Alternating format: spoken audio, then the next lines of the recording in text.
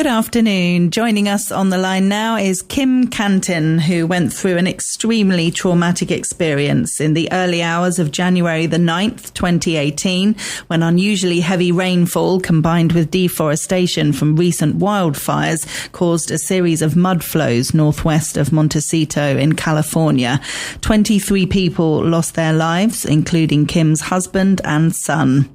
Where Yellow Flowers Bloom is Kim's heartfelt memoir recounting her unimaginable loss and her powerful healing journey. Welcome to the show, Kim.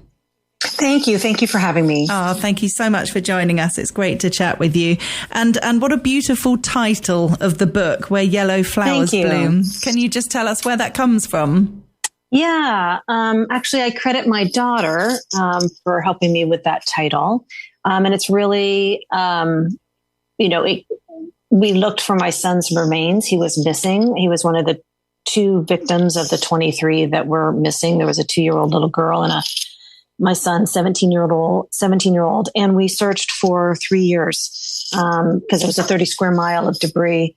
And when we found our needle in the haystack, it was a debris pile that the soil was toxic soup from all the houses, the 62 houses that were destroyed, with arsenic in the soil and paints and everything. So nothing should grow. But the pile where his remains were found was graced with yellow wildflowers.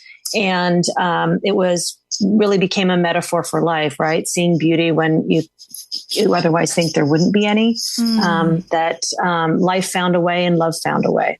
Oh, that's amazing. How beautiful. And what a horrendous thing to happen to you and your family. I'm just so sorry. Yeah. Can you take us back to that day and what happened?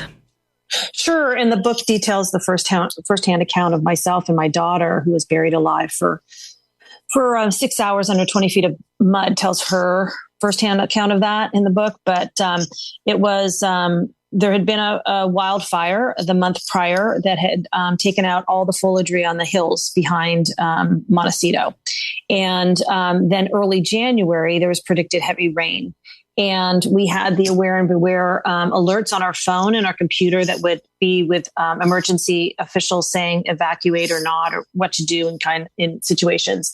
And so we were monitoring that, and we weren't in the mandatory evacuation. We prepped the house for heavier rain, sandbags, and make sure the drains were clear and everything. But in the middle of the night, at about 3:30 in the morning, we woke to heavy, heavy rain, torrential. I think it was half an inch in 15 minutes or something like that. It was really very excessive. Yeah. And we all got up. We were trying to get out. We had our car staged to leave and go to a hotel. We had a hotel room reserved. And ultimately, we didn't make it out before, a 30-foot wave filled with car-sized boulders and downed trees and mud crashed down, obliterating our house with our family in it. And I was washed away 2 football field distance away from our house and found in an intersection wrapped in electrical wires and severely injured.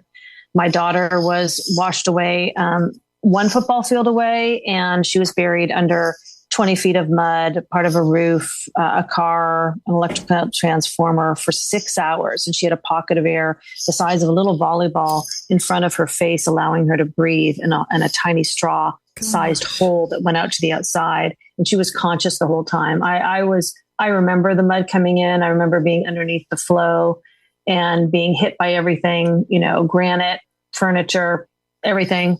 But then I must have been knocked out. So I think that was a gift for me that I was knocked out some of the time. And then in the morning when I kind of came to, I think I was there a couple hours in kind of what looked like Armageddon. And it took a while for emergency people to get there. And then finally I heard, I yelled for help when I kind of sensed that there was a vehicle in the distance, and I heard clomping up, uneven soil onto my debris pile. And it was Garrett, the firefighter. And he says, I hear you. I got you. And so I was rescued. And then when I was in the hospital, I got to the hospital at about, I think, 8:30 in the morning.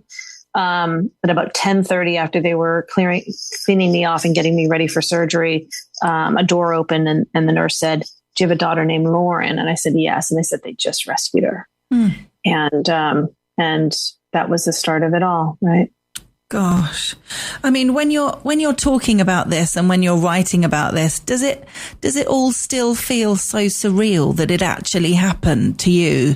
You know, it's the kind of thing you watch in a horrendous film and go, gosh, how awful, you know, thank God it's a film, but it actually happened. I mean, does it still seem just completely bizarre? You're absolutely right. I mean, who could have ever imagined? You think what's going to get you? A car accident, cancer, a heart attack, a stroke, right? You don't think a 30-foot mudslide crashing down, obliterating your home in the middle of the night in Montecito, California, that's a little bit like Mayberry, you know, a really nice, sweet town.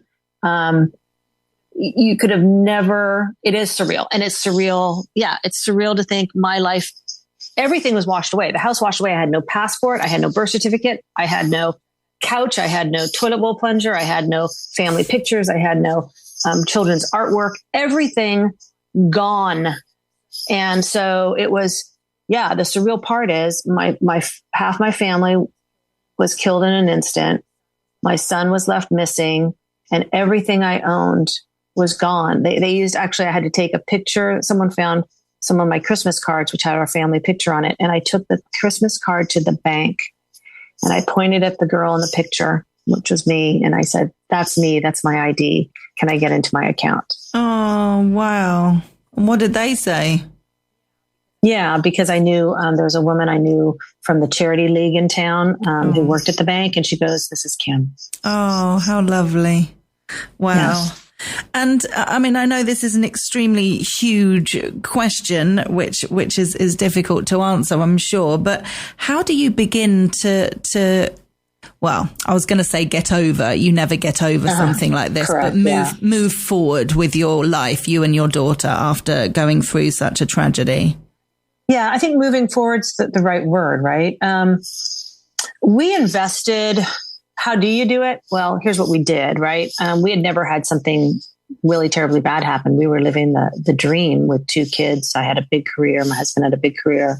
We had a lovely, community that we lived in. We were involved in the community. So we never had something of this magnitude ever happen to us before. And I said to my daughter after it happened, I said, we've never been through this before. We're going to have to really invest in our help in this, our mental health, the help from the trauma. We both have PTSD. And so that's what we did. So how do you get over it is I stopped working. My work was to reestablish my life, getting a new house, all that, taking care of my daughter, making sure she was stabilized, getting the trauma therapy, because, trauma really impacts the nervous system. And there's techniques, EMDR and other somatic touch therapy that can help the nervous system. So we just really invested in that. And then it was really the community of friends that this whole community in Santa Barbara embraced us in ways that was so helpful. They just showed up. They weren't grief tourists that pop in for a day. This community and my friends really showed up to help me. And I think, you know what? In fact, I think writing the book helped me. And I didn't realize it at the time, but it was really a cathartic process. And I got to see reflectively, I went from desperate grief, right, at the beginning, to more peaceful adaptation or integration into my life. And I could see, maybe it's the silver linings, that I certainly value life, even more than I did before. I'm grateful I had a phenomenal husband and a phenomenal son, and the life I had was terrific. And I have great friends, and I've learned to be more, this peels the onion for sure, right? It changes you. And I think for me, it changed me in my humanity of being more vulnerable and empathetic. I was, I had a big corporate job. So I was like corporate Kim, right? And busy with managing the kids and the house. And now I just am, I think, more present in the moment, grateful for the simple things. And the simple things, it's grateful for friends and connections. It's not the things. Yeah. So I think those are the silver linings, I think. It's amazing and wonderful that you've had such a incredible group of friends and a community who have really been there for you, because so often with grief, particularly when it's from such a tragedy, I think people really don't know what to say. They kind of feel uncomfortable, really. You know, they want to say the right thing, but they really don't know what it is. So a lot of the time people don't say anything because they're so scared of getting it wrong. They don't say anything, but then you're not getting the support that you need. So I'm so pleased that you've had that. Well, and the thing is, right, when people talk about my husband and son, I think it's fabulous, right? It keeps their spirit alive. Like, it's just, I would say to people, don't hide from that, right? People want their loved ones' memories remembered. And I now have a profound wisdom of grief. I get it. I get it on so many levels. So I'm now able to help other people in their grief better. I can hold the space for them wherever they are in it. And you know, grief is none of us get out of here alive, right? And I think all of us probably love someone while we're here.